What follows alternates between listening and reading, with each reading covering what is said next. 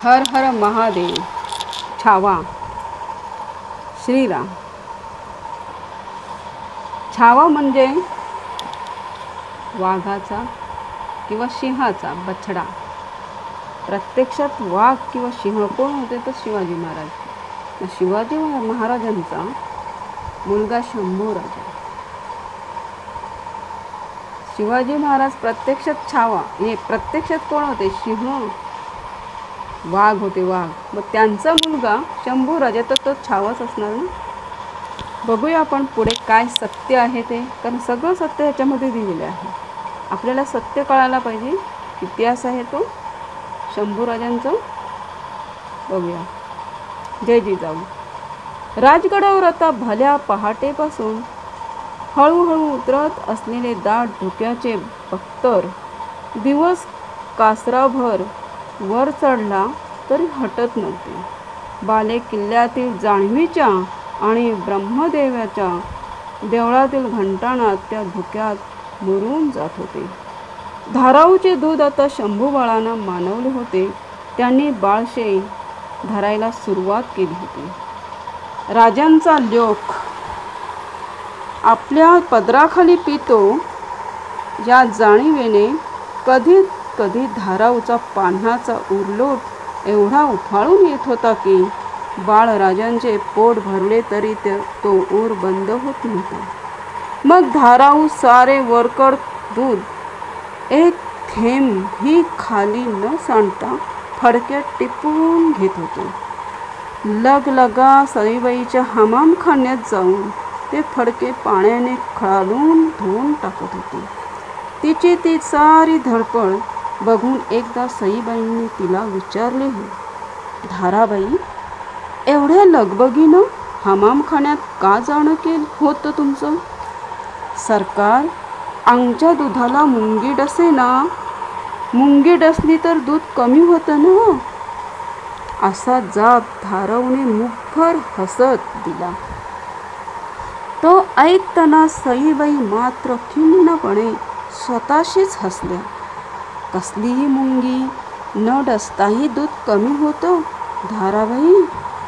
असे त्यावेळी त्यांना बोलावेसे वाटले, पण त्यांनी ते आपल्या ओठातच ठेवले. या कशाचीच कल्पना नसलेल्या शंभूराजांच्या अंगावर मात्र कुणबी घुंची हातात त्याच घाटाच्या मनगट्या बिंदल्या आणि पायात तांब्याचे वाळे धाराऊने चढवले होते. गळ्यात गंडादोरा आणि दंडात ताईत बांधून टाकला होता. तिच्या मावळी भाबड्या मनाला वाटत होतं की राजांच्या या अंकुराला कुण्या पाप्याच्या बदनजरांची काळी मुंगी कंदीबी डसू नये. राजगडावरची चावरी थंडी सोसवेना म्हणून जिजाबाईंनी सईबाईंना गडपायथ्याच्या शिवापट्टांच्या महालात आणून ठेवले आणि खाशा जिजाबाई स्वयंभू शिवलिंगाचे दर्शन घेण्यासाठी प्रतापगडाकडे कूच झाल्या होत्या. मकर संक्रांतीपर्यंत आदिलशहाच्या अंगावर काटा खुळवणारा शिवाजीराजे आता शिवापट्टणात आले होते. शिवापट्टण हे राजांच्या हुजराती पागेचे ठाणे. मुलुकगिरीत दस्त झालेली घोडी महम्मद सैस ह्या नजर तय्यार अरबी घोडेपारख्याच्या ताब्यात इथे रुजू व्हायची. महम्मदचे धिप्पाड मोद्दार त्यांच्या चौकावर तापल्या लोखंडी सज्जांचे डाग द्यायचे. या डागांनी उठविलेल्या निशाणीच्या कुणे मुले हे घोडं शिवाजीराजांचं असं ओळखू यायचं. राजे शिवापट्टणात आले तेव्हा पागेत घोड्यांना डाग देणं चालू होतं. चौकावर डाग घेणारी घोडी विचित्र आवाजात विव्हळून खिंकाळत होती, कारण हे आवाज नेहमीच्या खिंकाळण्याचे नव्हते. राजांनी महम्मद सैसला सादरे बोलावून घेतले. पागेच्या निगराणीचा कुल जाणता कसा आहे याचा करिणा त्यांनी महम्मदला विचारला. बोलो सैस, घोड़ों का हाल क्या है? जी हुजूर, करीबन सब कुछ ठीक है, लेकिन कुछ ऐबी घोड़े पागा में शरीक हुए हैं, मेरी अर्जी है वे बेचे जाए। महम्मदने जबाब दिला। राजांच्या तुफान मुलुकगिरीत हाती लागलेल्या घोड्यात खुराजवळ पांढऱ्या रंगाचे चट्टे असलेले काही ऐबी म्हणजे अपशकुनी घोडे होते, हे विकून टाकावेत असा सल्ला सैस पेशने केला होता। राजे क्षणभर विचारात पडले, मग एकदम प्रसन्न होऊन बोलले, नहीं सैस, हम घोड़ों नहीं बेच सकते। एक तो कोई भी जानकार समझकर ऐबी घोड़ा नहीं खरीदेगा। ऐसे ऐबी घोड़े हमारे नए हश्मों को सवारी की आदत डालने के लिए रख देना। राजांनी मार्ग सुचविला।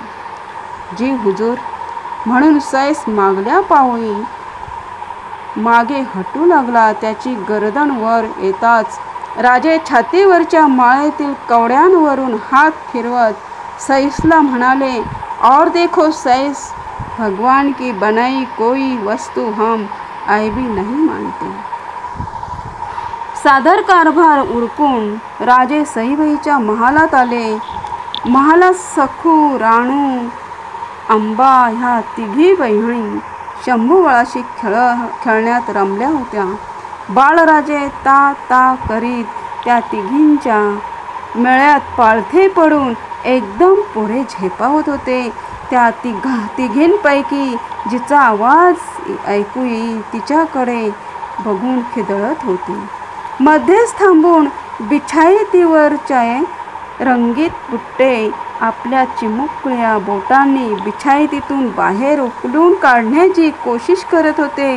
त्यांचा खेळ पाहून सुखावलेले राजे हसत हसत पुढे झाले। मुलींच्या रिंगणातून शंभूबाळांना त्यांनी वर उचलले, छातीशी जवळ केले। राजांकडे पाहणारे शंभूबाळ गोंधळून गेले। क्षणभर त्यांची नजर राजांच्या कानात डोलणाऱ्या सोनेरी चौकड्यांकडे गेले। दुसऱ्या क्षणी त्यांनी राजांच्या हनवटीकडे वळलेल्या दाढीतील काही बटा आपल्या मुठीत पकडल्या आणि मूठ इकडे तिकडे 2 वेळा नाचविली। त्या नाचत्या मुठीबरोबर ताणलेल्या केसांच्या मुळातून एक अनुभूत वेदनेची कळ राजांच्या हनवटीतून साऱ्या अंगभर दौडली। कितीतरी दिवसांपासून अशी कळ आपणाला हवीशी होती असे त्यांना वाटले होते। ते शंभूबाळाकडे दर्पणात पाहिल्यासारखे पाहू लागले। बाळराजांनी दाढी सोडली आणि राजांच्या कंठाजवळ बिलगलेल्या कवड्यांच्या माळेतील कवडी पकडताना ते ता ता म्हणून खिदळले। चिमटीतली कवडी तोंडात घालण्यासाठी धडपडू लागले। बहुत खूप, एक वार आमची पछाण नाही धरली तरी चालेल, पण आईच्या कवड्या कधीच विसरू नका। राजे स्वतःशीच बोलल्यासारखे बोलले। हळुवार हातांनी राजांनी सखूच्या हाती शंभूबाळांना दिले। देव्हाऱ्याजवळ हातात निरांजने घेऊन उभ्या असलेल्या सईबाईंच्याकडे त्यांची नजर गेली। सईबाई मंद हसत होत्या। तबकातील निरांजनाच्या ज्योतीसारख्या त्यांना हसताना पाहून राजांना आश्चर्य वाटले। त्यांच्या जवळ जात राजांनी विचारले, हसला तशा? सईबाई पुन्हा मंदशा हसल्या। शंभूबाळांनी राजांची दाढी मुठीत पकडली। त्यांना हसू येत होते। आजवर कोणाचाही हात त्यांनी राजांच्या दाढीला भिडलेला पाहिला नव्हता, पण हे राजांना कसे सांगावे तेच त्यांना कळेना। स्वारींचं येणं होतं तेवढंच आमचं हसणं। सईबाईंनी गनिमी कावा केला। राजांच्या कपाळी कुंकुम तिळक भरला। थरथरत्या हातांनी त्यांच्या मुद्रेभोवती तबकातील ज्योती फिरवल्या। सईबाईंना पाहताना राजांना जाणवून गेले की शंभूबाळांनी चांगले अंग धरले आहे, तेवढेच सईबाईंनी आपले अंग टाकले आहे।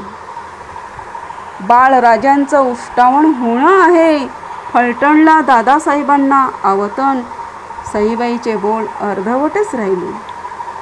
ते होईल. तुम्ही आता प्रतापगडाकडे निघा. प्रतापगडाकडे जाण्याची तयारी ठेवा. तिथली हवा तुम्हास मानवेल. राजांनी मनाच्या खोल कप्प्यातील सल बाहेर काढला. सईबाई एकदम गंभीर झाल्या. त्यांचे डोळे भरून आल्यागत झाले. हातातील निरंजनाच्या प्रकाशात ते राजांना दिसू नयेत म्हणून त्यांनी वाकून देव्हारासमोरच्या चांदणी पाटावर औक्षणाचे तबक ठेवले. राजांनी त्यांची कातरता हेरली न राहून ते भाव भरल्या आवाजातच म्हणाले, सई, दिल टाकू नका. आणि आत्म्यावरही हात फिरवणाऱ्या त्या थपथपत्या शब्दांनी सईबाईचा बांध फुटला. घशातून हमसून येणारे हुंदके रोधण्याचा पराकाष्ठेचा यत्न करूनही ते थांबत नव्हते. विचित्र कंठ दाटल्या शब्दात त्या बोलल्या, आमचा भरोसा नाही. बाळाच्या मासाहेब धाराऊ. त्यांना त्यांच्या दुधासाठी स्वारींनी काही तैनात लावून द्यावी. त्या बोलांनी राजे सुन्न झाले. त्यांना काही बोलावत नव्हते.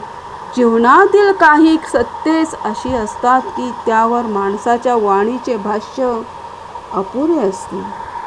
येतो आम्ही म्हणत राजे वळले. चोरी मुले खेळात रमली होती. महालाबाहेर पडलेल्या राजांच्या मनात सईबाईंच्या बोलांनी दौड धरली होती. आत्ता आमचा भरोसा नाही. आणि कुठून तरी अगदी खोल दरीतून यावा तसा एक आवाज त्यांना ऐकू येऊ लागला, सैतान की बनाई सबसे ऐबी वस्त मौत है शेष. नेताजीराव, आबाजी महादेव, येसाजी कंक यांच्या संगती राजे राजगड चढू लागले. गडाच्या पाली दरवाजातून पालखी पार पाहत होताना नौबत दुडदुडली. तिच्या आवाजाने पद्मावती माचीवरच्या निशाण बारदारांना आपोआप इशारत मिळाली. त्यांनी लगबगीने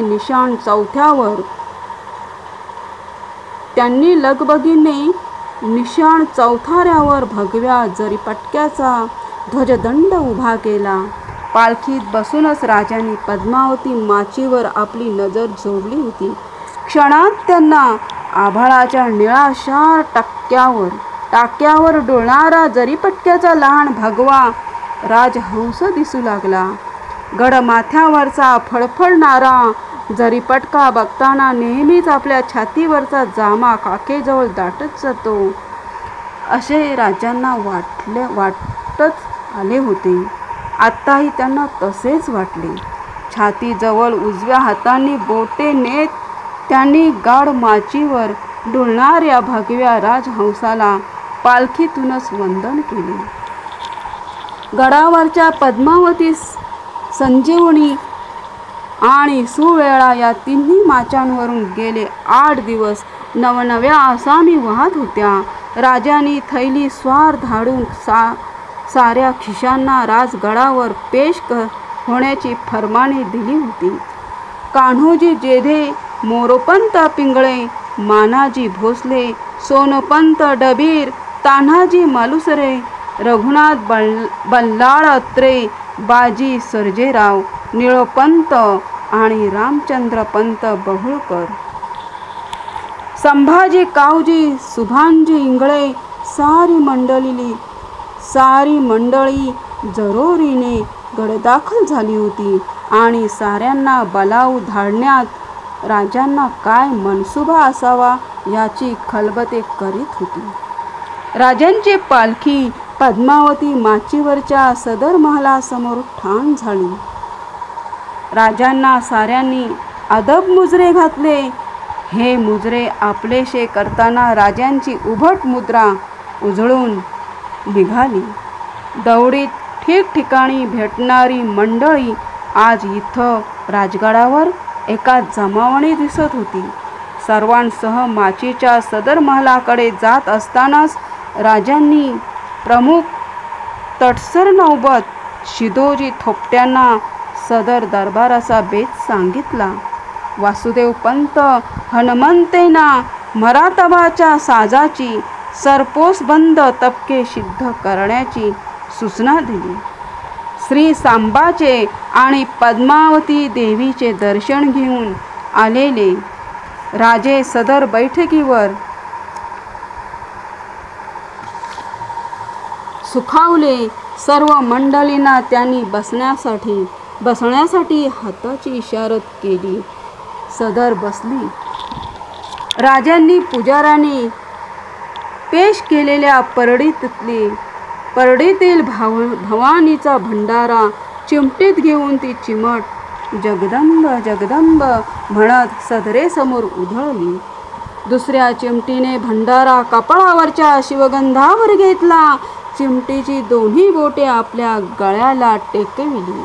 भंडाऱ्याची भली थोरली परडी साऱ्या सदरभर फिरली. मानकऱ्यांनी आपले मळवट भंडाऱ्याने भरून घेतले. राजांनी आपल्या मानचा हेतू खुला केला. एक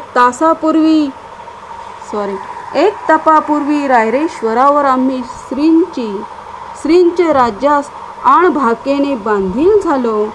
उमर कवळी असता दिमतीला मुठभर आसामी असता आम्ही अगस्तीचा मनशा बोलून गेलो. आजवर श्री साम यश देणार थोर झाले. एकट्याने बांधू म्हणता राहणीचे साधे घरटे बांधणेही साध्य नच होय. येतो श्रींची गोमट्या राजाची बाबत आमचे 2 हात कैसा नतीजा पावावेत. एक म्हणता 10 हात आमच्या पाठीशी आले. पोपटांचे जाणते बोल आम्हास मार्गी लावते झाले.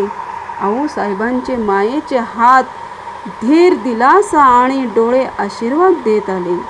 आज आम्हास याद येते ती आमच्या दादोजींची, बाजी पासळकरांची. क्षणभर राजांचा आवाज घोगरा झाला. तुम्ही साऱ्यांनी अंगेजणीचे कस्त केली म्हणून श्रींचे राजाने अंग धरले. आज 40 गडकोटांवर जरी पटका चढला 10,000 पाऊलोक आणि तितुकास घोडा लोकांचा जमाव जमला. आम्हा साऱ्यांची कदर करणे आहे म्हणून ही सदर आम्ही बोलावली. जैशी साध्य होय तैशी कदर आज आम्ही करतो आहोत. याहून तुमची जाणती कदर श्री आमचे हातातून करून घेणार. ये समयी कोणास आमचे हातून गैरमरातब झालियास श्रीसाठी मन मोठे केले पाहिजे. आम्हास आपले लेकरू मानिले पाहिजे. समस्तांनी लेकरास आसरा दिला पाहिजे. जगमैदानावर कंठाची घाटी फुलवून हर हर महादेव गर्जत गनिमावर तुटून पडणाऱ्या शिवाजीराजांचे हे दुसरे रूप होते. ते पाहून सदरेवरच्या 12 बांध्यातील रांगडी मने हेलावून गेली.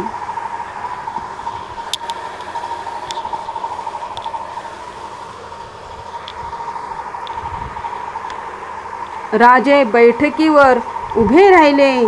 तलवारीच्या पात्यासारखे त्यांचे रक्त जागते बाकदार सतेज नाक नजर खेचून घेत होते.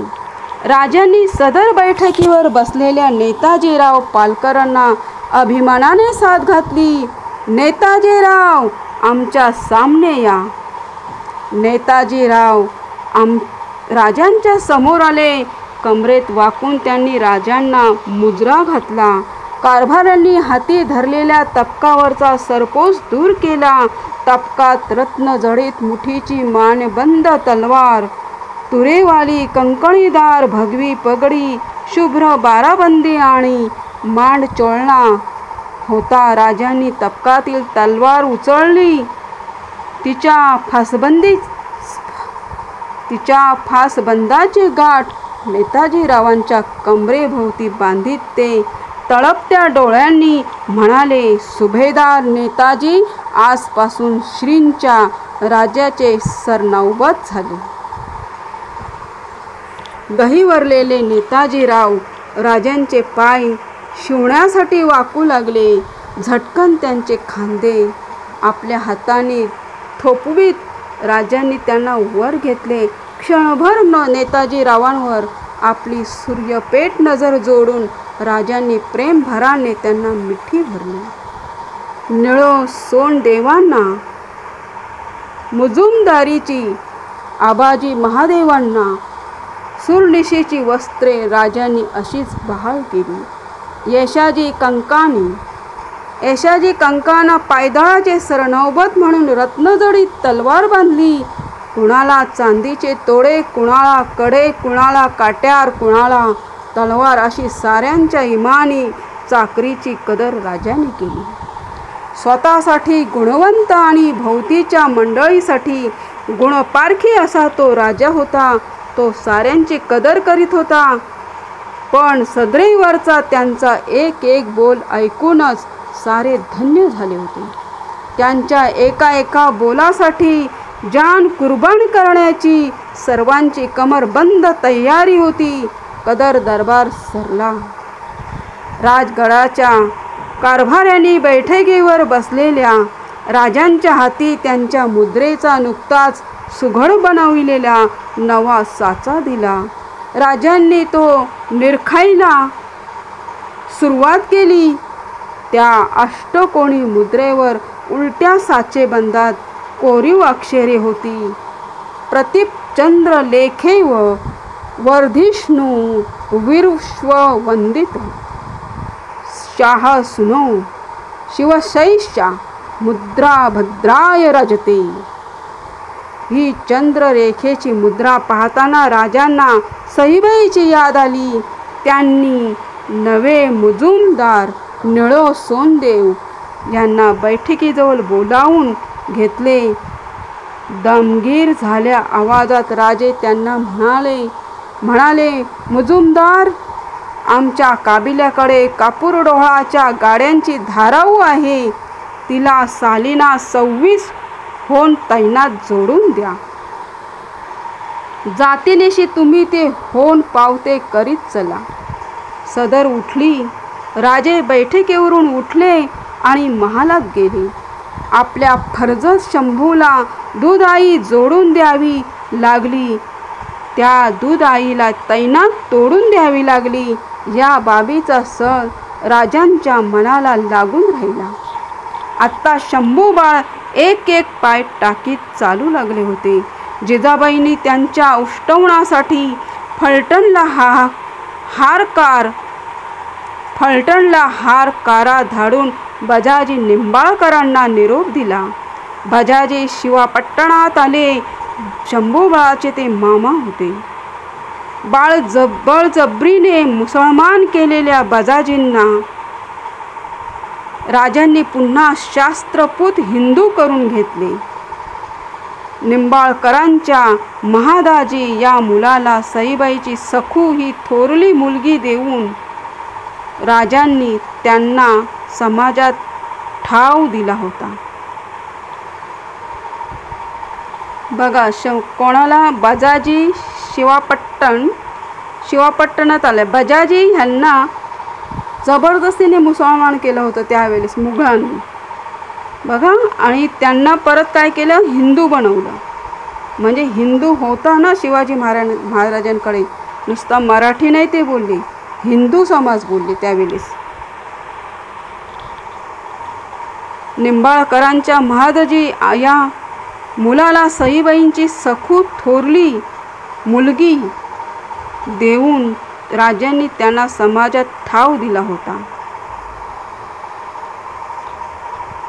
सखू लहान असल्यामुळे अजून माहेरीच होती. भाच्याचे उष्टावण आणि सुनेचे दर्शन ह्या दोन्ही हेतून बजाजी शिवापट्टणात दाखल झाले. ज्योतिषाकडून जिजाबाईंनी चांगल्या दिवसाचा मुहूर्त काढला. त्या दिवशी चंदनी पाटावर बसून बजाजींनी शंभू बाळांना आपल्या उजव्या मांडीवर घेतले. बघा काय बोलत होते की शिवाजी महाराज हे काय शुभ तारीख वगैरे बघत नव्हते, पण असं काहीच नाही. त्यांनी कितीतरी ब्राह्मण त्यांच्यामध्ये त्यांच्या महालात ठेवले. म्हणजे ठेवले कशासाठी, तर प्रत्येक शुभ मुहूर्त बघण्यासाठीच. ह्याच्याकरता असं म्हणजे कोणाला गैरसमज नको की ते ब्राह्मणाला मानत नव्हते, असं नाही. सगळ्यांना ते मानत होते, सगळ्यांवर त्यांचं प्रेम होतं शिवाजी महाराजांचं. ज्योतिषांकडून जिजाबाईंनी चांगल्या दिवसाचा मुहूर्त काढला. त्या दिवशी चंदणी पाटावर बसून बजाजींनी शंभू बाळांना आपल्या उजव्या मांडीवर घेतले. शेजारी जिजाबाई, सईबाई, धाराऊ आणि सारा राणीवसा होता. हातातील अंगठी काढून बजाजींनी चांदीच्या वाटेतील खिरीत ती बुडवली आणि त्या अंगठीने आपल्या भाच्याला खीर चाटविली. शंभू बाळांना सईबाईच्या हाती देऊन पाटावरून ते उठले आणि ती खीर माखली अंगठी मामाच्या भाच्याला उष्टवण्याचे भेट म्हणून पाटावर ठेवली. शंभूबाळ आता खाते झाले, जिथे बाकीचा हिसाबच नाही, असे राजांच्या आणि सईबाईंच्या हयातीचे भोवरे एकमेकांभोवती आजवर फिरले होते. आता सईबाईचा भोवरा भेलकांडायला लागला होता. त्यांच्या पायातील भिंगरी सरत आल्यागत झाली. सईबाईंची तब्येत सुधरेना म्हणून राजांनी जिजाऊंच्या मसलतीने त्यांना हवा फेरीसाठी प्रतापगडावर हलवायचे ठरविले. संगती खाशा जिजाबाई जाणार होत्या. शंभूबाळ आता 1.5 वर्षाचे झाले होते. बोबड्या बोलू लागले होते. वाडाभर धावत होते. धाराऊचा त्यांना लळा लागला. तिचे काही गुण बाऊ शब्द त्यांनी मावळी लगबगीसह उचलले. राजांना ते आबा म्हणू लागले. सईबाईंना मा आणि आऊ म्हणत बिलगू लागले. राजांच्या आजानुबाहूचे गुडघ्याखाली आलेल्या हाताची बोटे पकडून पुढे पुढे धावताना राजांना ओढ देऊ लागले. शंभूबाळ हे राजांच्या विसाव्याचे छोटे ठाणे झाले. ते डोळ्यांआड होऊ नयेत असे राजांना वाटत होते, पण सईबाईंना हलविण्याचा बेत ठरताच शंभूबाळाला पाठवणे भाग होते. एके दिवशी कबिल्याचे मेळे तयार झाले. राजगडावरून राजे शिवापट्टांच्या महालात आले. देवदर्शन घेतले. जिजाबाई, सईबाई, धाराऊ, शंभूबाळ आणि मुलींना घेऊन महालाबाहेर पडू लागले. राजांनी पुढे होत जिजाऊंचे पाय शिवले. आम्ही संगती आहोत, चिंता कराया कारण नाही. आम्ही संगती आहोत, चिंता कराया कारण नाही. जिजाबाईंनी राजांना धीर दिला. राजांनी धाराऊचे बोट पकडलेल्या शंभूबाळांच्या काखेत हात घालून त्यांना वर उचलले होते.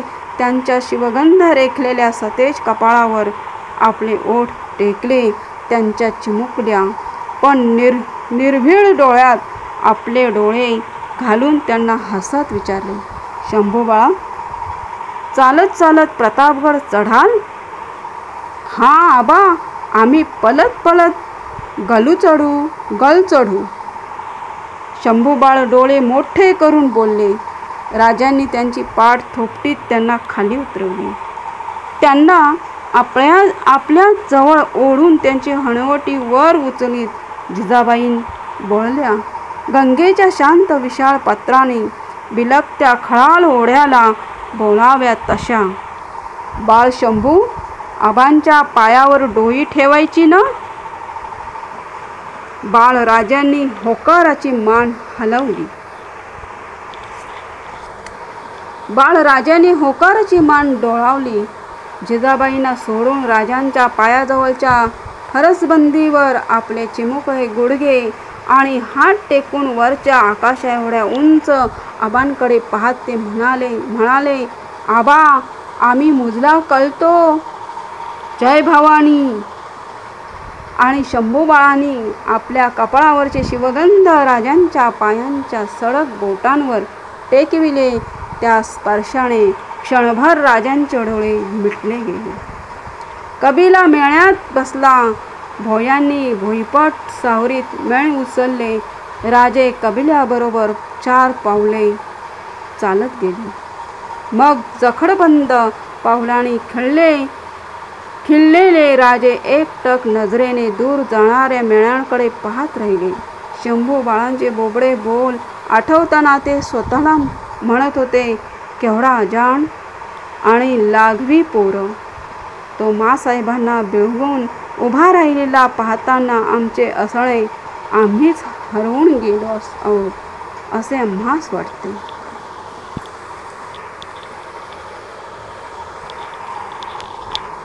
जावळी खोऱ्यातील प्रतापगड नजरटप्प्यात आला. गडाच्या पायऱ्या चढताना हातातील थोपे टेकीत भोयांनी मेळ सुखचाल केली. जय हिंद, जय महाराष्ट्र, जय भारत, वंदे मातरम, भारत माता की जय. याचा पुढचा जो भाग आहे तो आपण पुढच्या व्हिडिओमध्ये देणार आहोत. तिथपर्यंत आपण या व्हिडिओला लाईक, शेअर, सबस्क्राईब आणि बेल आयकॉन दाबू शकता. जय हिंद, जय महाराष्ट्र, जय भारत, वंदे मातरम, भारत माता की जय.